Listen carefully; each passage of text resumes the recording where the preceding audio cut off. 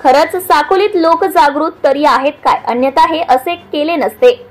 एकीकडे मुख्य शहर गणेश वार्ड ते तलाव प्रभागातील गाव तलावांचं सौंदर्यीकरणाचं सुसज्जित कार्य प्रगतीपथावर आहे, तर दुसरीकडे काही बेजबाबदार जनता तलाव बायपास मार्गावर अन्यत्र कचरा आणि घरातील खरकटे अन्न आणून टाकतात। यावर येथील जनता किती जागरूक आहेत याची प्रचिती नुकतीच घडलेली असून माजी नगरसेवक ॲडव्होकेट मनीष कापगते यांनी हा संतापजनक प्रकार प्रेस संपादक व पत्रकार सेवा संघ जिल्हा अध्यक्ष आशिष चेडगे यांच्या लक्षात आणून दिला व जनतेला असे न करण्याची विनंती आवाहन केली आहे। ते म्हणाले की जनतेचं कार्य काय असते, निव्वळ पत्रकार व पोलिसच समस्या सोडवण्यासाठी वारंवार जनतेच्या मदतीला धावणार काय, तर जनतेनेही जागरूक होऊन जनतेचे कर्तव्य काय हे समजून घेणे आज आवश्यक आहे। जनतेला याचे थोडेही भान नाही की आपल्याच घरासमोरून सुसज्ज तलाव सौंदर्याचं काम सुरू आहे।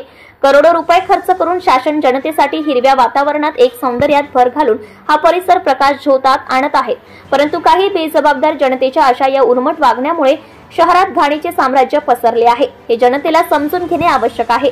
यावर त्यांनी समस्त जनतेला विनंती आवाहन केले आहे की सर्वांनी आपले शहर स्वच्छ कसे राहील व आपण जनतेचे काय कर्तव्य दक्ष कार्य आहे हे समजून घेतले पाहिजे। आपणच घाण करू तर इतरही घाण करतील, म्हणून आपल्या वार्डात आपल्या घरासमोर स्वच्छता कशी कायम राहील याची काळजी घ्यावी व सार्वजनिक सौंदर्य निर्माण स्थळांवर कुणीही घाण कचरा आणून टाकू नये असे आवाहन साकोली मीडियाद्वारे माजी नगरसेवक ॲडव्होकेट मनीष कापगते यांनी समस्त साकोलीत सेंदूरवाफा शहरातील जनतेला केले आहे। जनता टाइम्स जटा टीव्ही चॅनलसाठी Sanjeev Bhambore, Bhandara. Subscribe now and press the bell icon. Never miss an update.